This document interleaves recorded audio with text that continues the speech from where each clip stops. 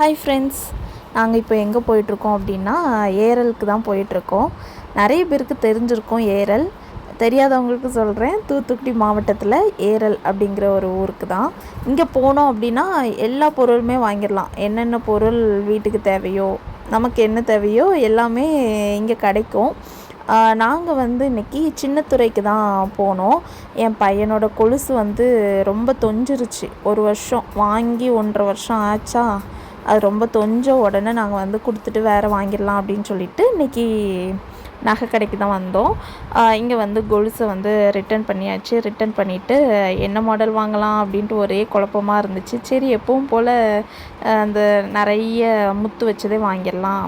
முதல்ல பார்த்திங்கன்னா நாங்கள் 2 அடுக்கு முத்து வச்சு வாங்கியிருந்தோம். இப்போ ஒத்தடுக்கு வச்சு வாங்கிடலாம் அப்படின்னு சொல்லிட்டு அதை வாங்கிட்டு நாங்கள் அப்படியே வந்தாச்சு.